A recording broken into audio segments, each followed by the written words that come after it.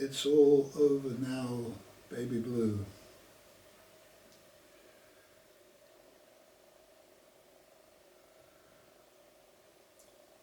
This particular song has been played, covered, they call it covered, but it's played in slightly different form by so many people over the years. It's probably the most played song of all time, I would imagine.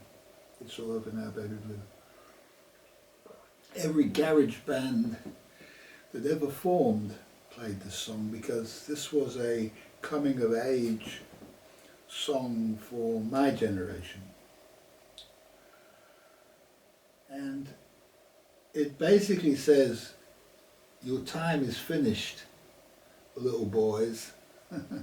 Your time is finished because the men are coming. And it's the sort of song that Bob Dylan played and then hit the road, Jack, yeah? No money, no idea where he's going to go. Called by God to leave and go wherever he has to go. He ended up walking out of New York and going to visit Woody Guthrie in hospital. And when he came back, before he left, he couldn't play well at all. He couldn't play hardly. And when he came back, he could play upside down, inside out, and everything. So some people say, like Robert Johnson, he went to the crossroads, yeah. Well, he did go to the crossroads because this is what the cross means, if you know what I mean. That you have to pick up your cross and walk. And it's a difficult journey. It's the only journey you can take as a person seeking what? Seeking what? Salvation, on the road to salvation.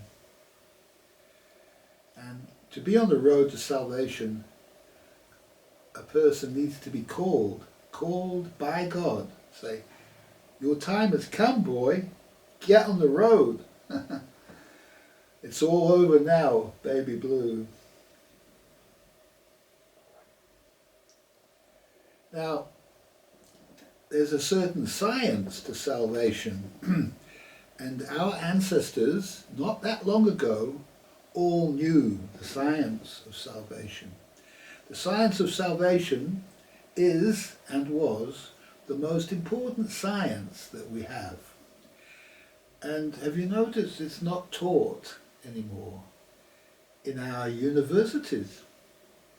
Because they've lost the science and the art of salvation. They've lost it. And it wasn't very long ago, the 1920s, 1930s, I know for a fact that you couldn't get into a university in Germany unless you were familiar with the science of salvation and had been saved and were on that journey. You couldn't enter the university. And I know this because in Albert Einstein's biography, it's mentioned that he had to lie about his salvation to get into the university, because you had to swear an oath that you were saved, yeah? That you and God had come together in a meaningful way, right? So, that's not long ago. Do you know, if you look in our politics, there's no mention of God. If you look at our universities, there's no mention of God. If you look around you, there's no talk about God. Everybody keeps quiet about God. Even the Christians in America, the Trumps and the Vances and all the rest of them, they also don't mention God, hardly ever, because it's become a dirty word, a word which has been perverted, if you like, and it's time to reclaim this word back, because without God, man is finished. I'll take 5 and finish my coffee.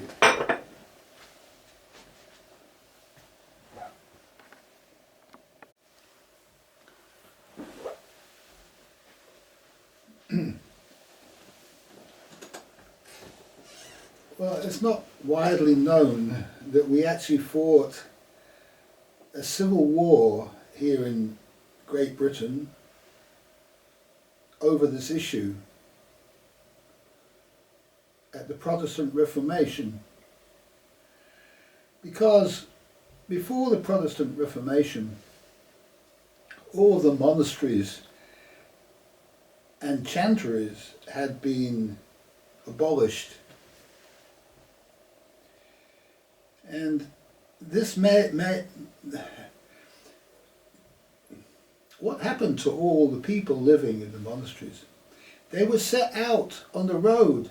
It's all over now, baby blue, yeah? They became what was called vagabonds, yeah? And so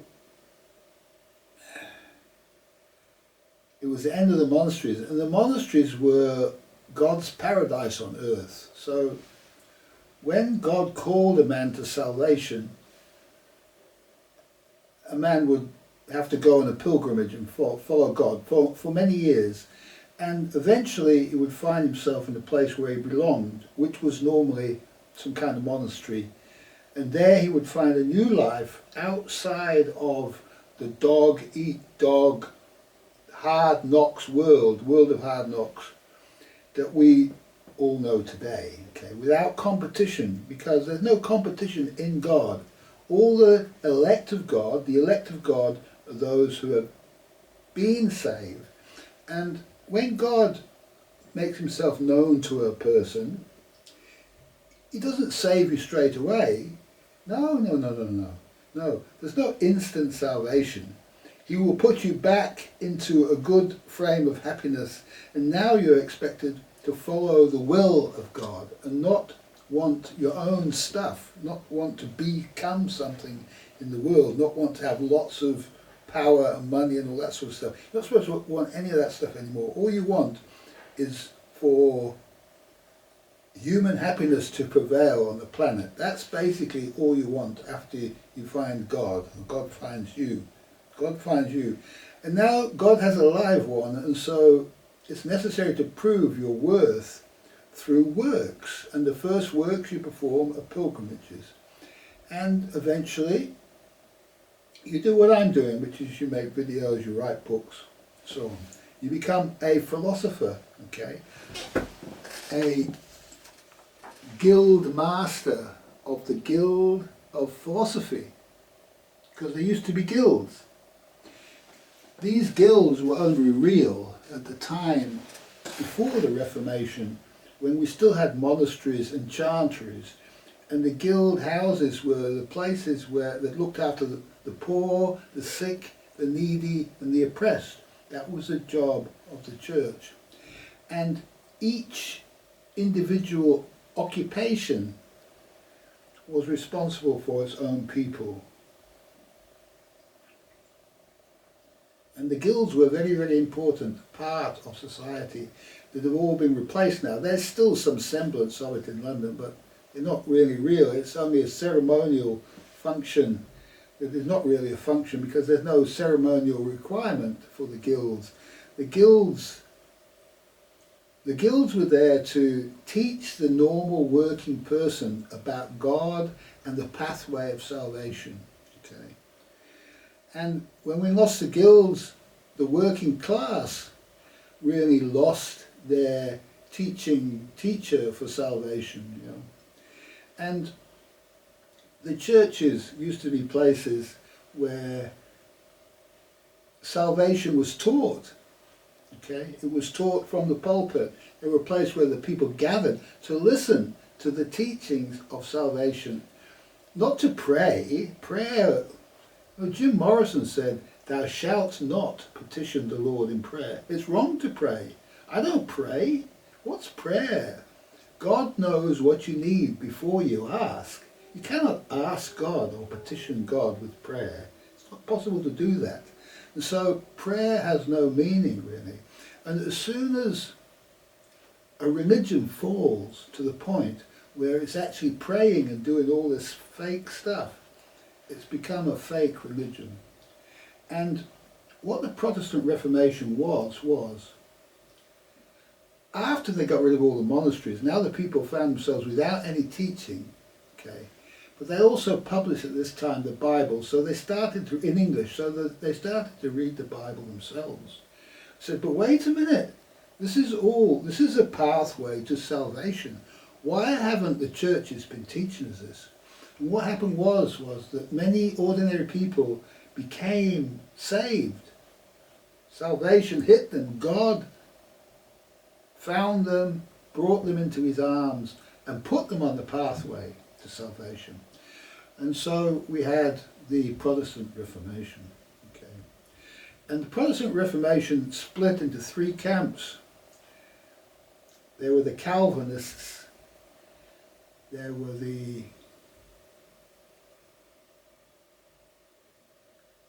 old Catholics, okay, the Catholics were the people who completely lost it. The only people who were interested in being in the Catholic Church were the wealthy, the elites. The elites had taken over the Catholic Church. The Catholic Church was a church of the elites. There was no teaching going on there. It was all in Latin. Yeah, nobody could understand Latin except the elites. Yeah, and so the elites were the Catholic Church, and all the rest of the people were just slated to do what they were told. Yeah, and if you found yourself suddenly in salvation under God, you went knocking on the church door and says, well, I think I'm called to be a priest. No, you are not called to be a priest. If you were called to be a priest, I would know, because I'm God's representative on earth. This is what the elite person in charge of the church, wearing all his fine clothing and, you know, with all his fancy houses living in, and all the the food on the table and all the rest of it. Okay, living in luxury, living in the lap of luxury, right? And so this is what happened to the church, and the church became, there were people in the church, there were sold benefits. You had to buy your way into the church. Yeah, we had to know somebody. And so it was a very corrupt system, not unsimilar to what we've got today, really. And so the church became fallen. So the Protestants created their own new church, and there was an argument eventually between three groups of Protestants. And there were those who thought that the church should be like the Catholic Church, you know, hierarchical with mumbo jumbo in Latin and, you know, strange sort of stuff going on at altars and prayer and all that sort of stuff. And hierarchy, limited acceptance into the church, all formal acceptance, all this kind of stuff. And so only the church could appoint itself, if you know what I mean. And then there were those who thought that there shouldn't be any hierarchy in the church, that the local churches should just look after themselves, free from any laws at a higher level geographically.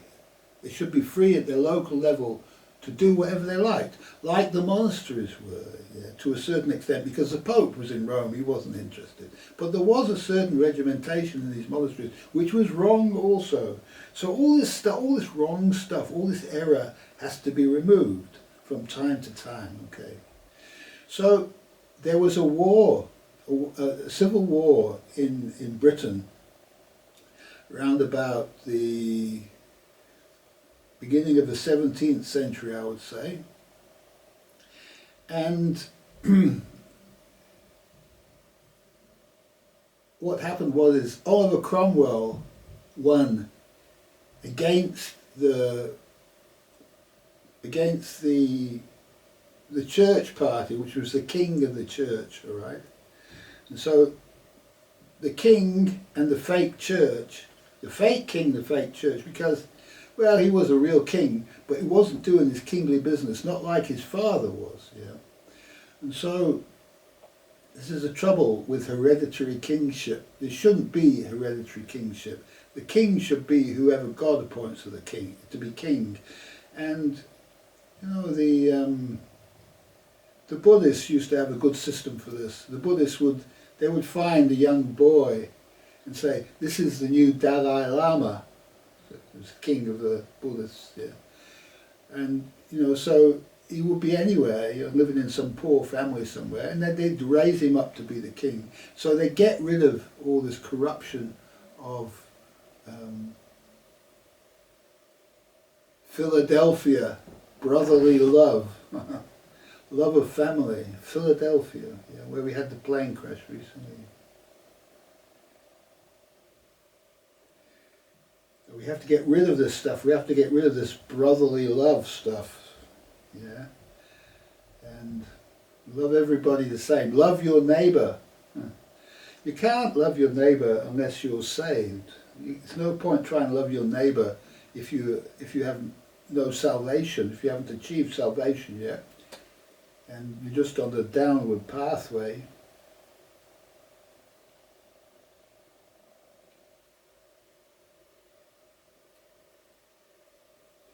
So we fought this war, and we freed ourselves from church, from king and church. Now, freeing yourself from the king is okay if you appoint another king, you appoint a new king, but they didn't appoint a new king, and they did bad stuff to the old king. They chopped off the old king's head.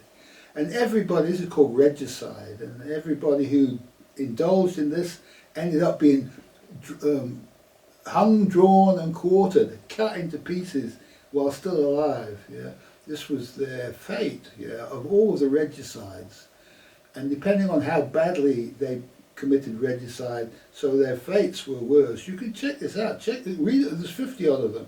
Read what happened to them all. Okay, and so it's not right to kill the king. Can't do that.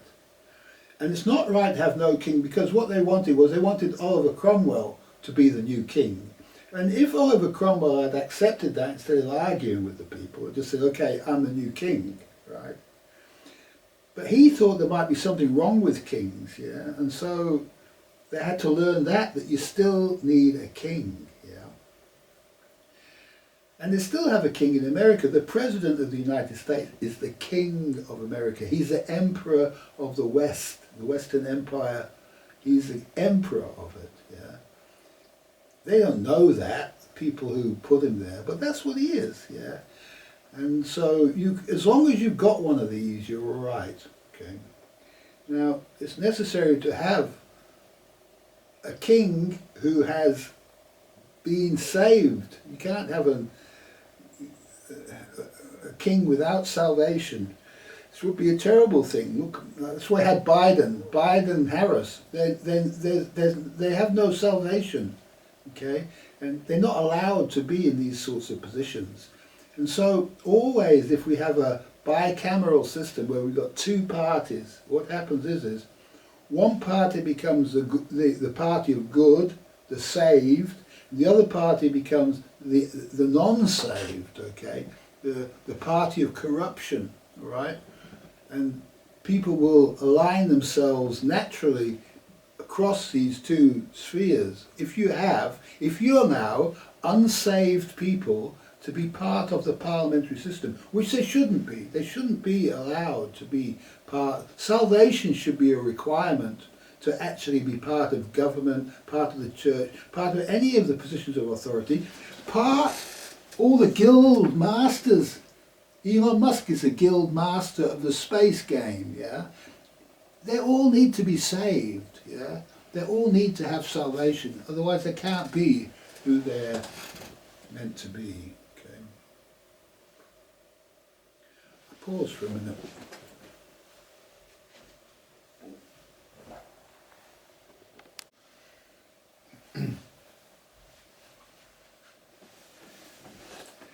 Now, what's the opposite of salvation, you might ask? Damnation. The damnation, all right? And so you've got salvation and damnation, the saved and the damned. And the saved are all those that God has made his elect. He's saved them. Nobody else has saved them. And the damned are those who God said, I never knew you. And they don't know about God. They don't believe in God. They are not allowed to believe in God. They have to be the damned. And it's necessary for the saved to supervise and make sure that the damned don't take over the world and occupy the positions of power. And this is what has happened repeatedly in the world, right? And needs to keep happening repeatedly in the world.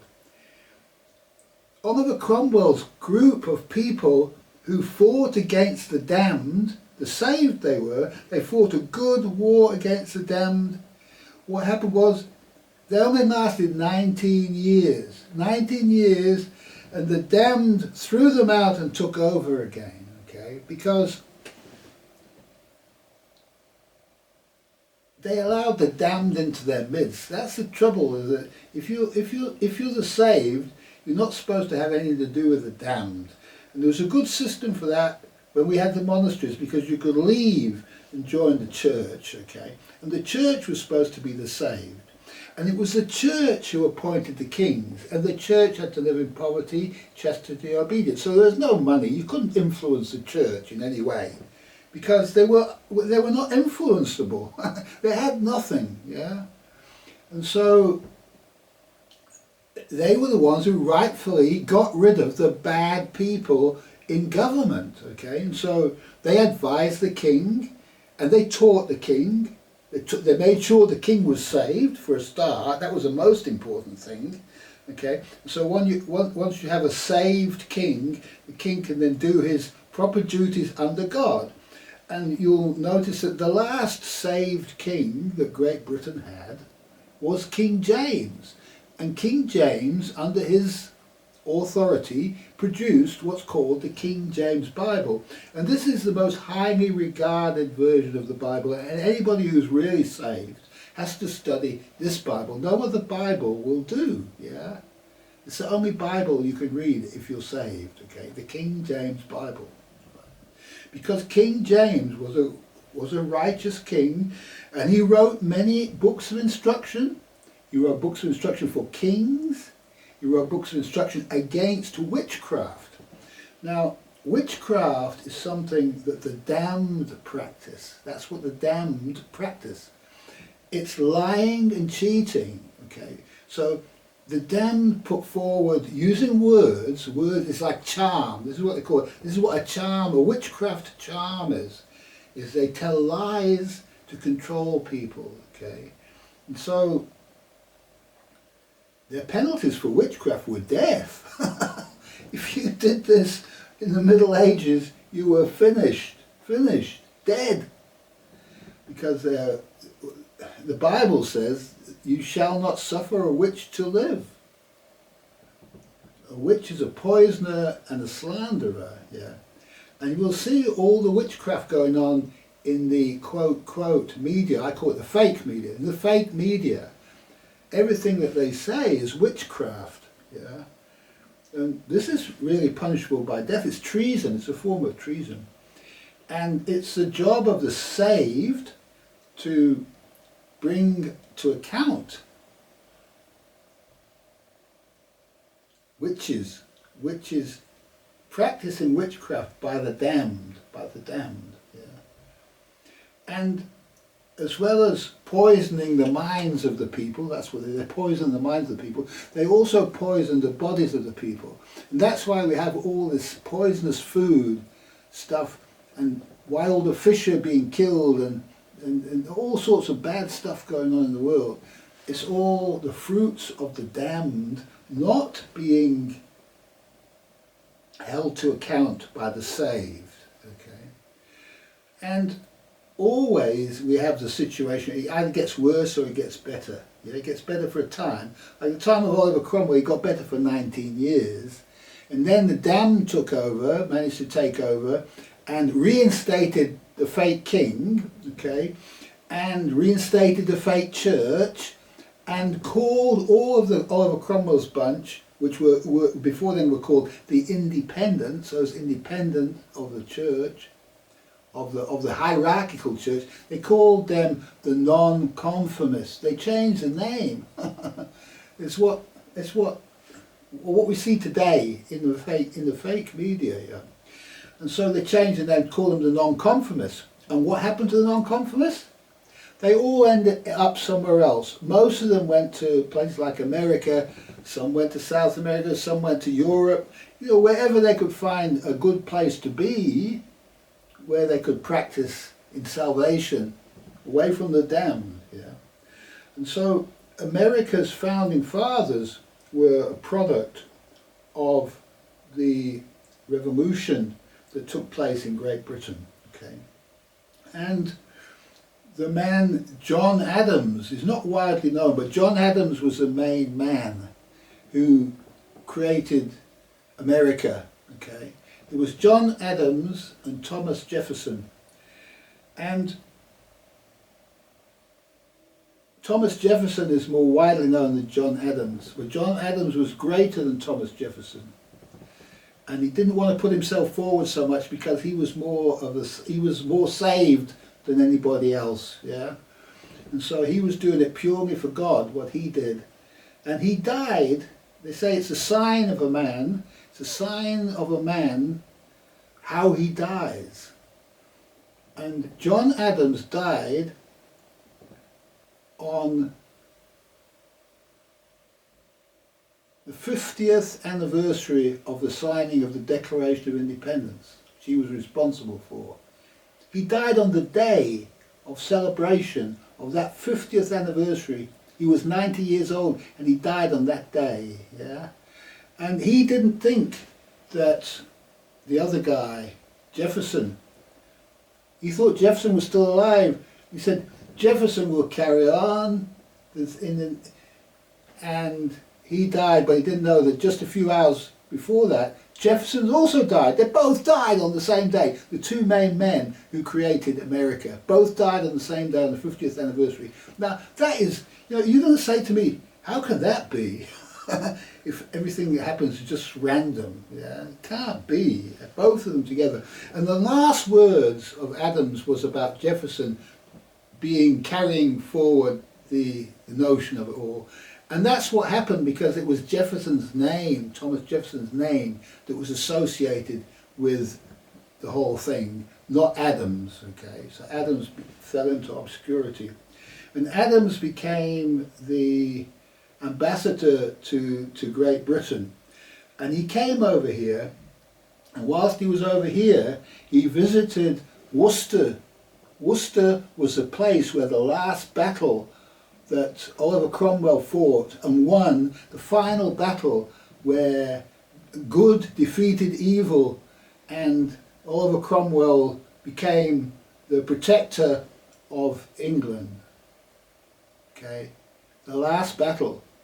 John Adams, together with Thomas Jefferson, visited that place, and he spoke to the local people, and they didn't even know anything about it, you know. And he said he was shocked. He was shocked. He said, "How can this most sacred place of freedom of the English be unknown? How can they treat it like this?" He said, "Everybody should make pilgrimage there. It should be a requirement, every Englishman, to make pilgrimage there forever."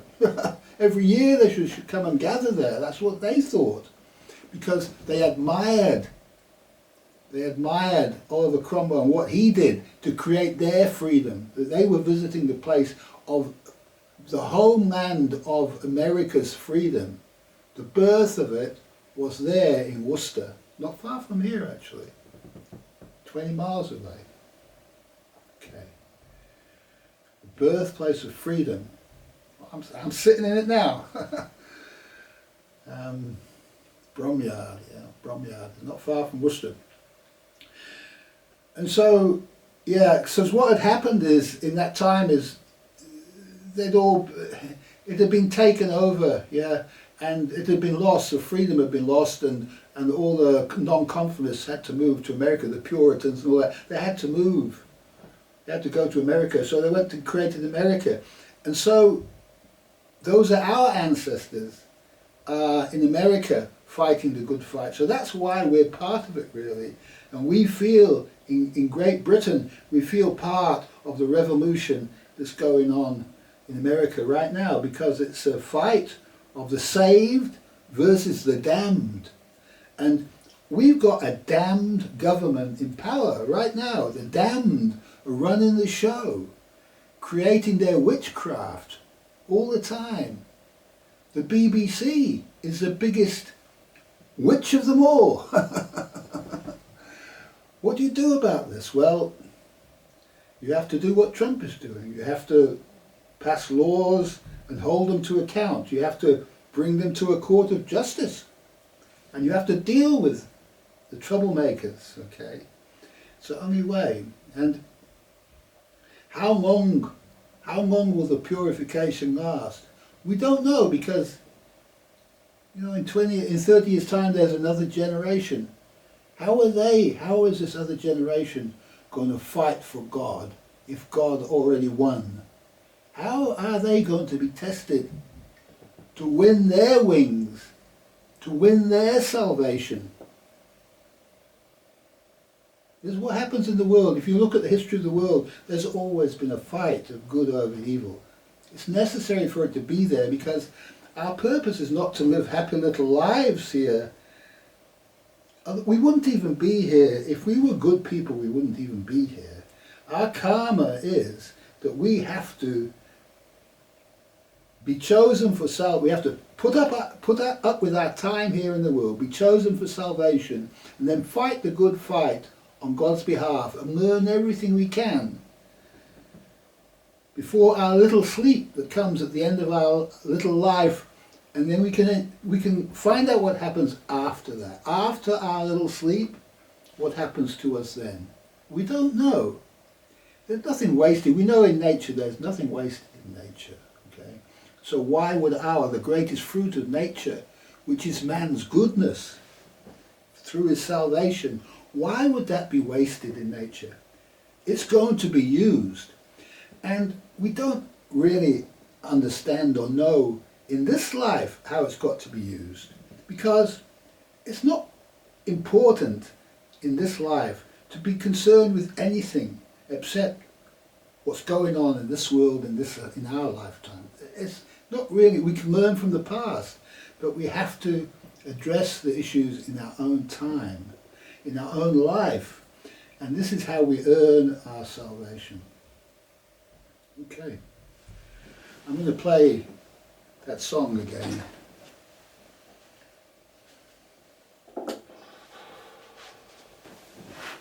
I think I said it, I'll probably do it.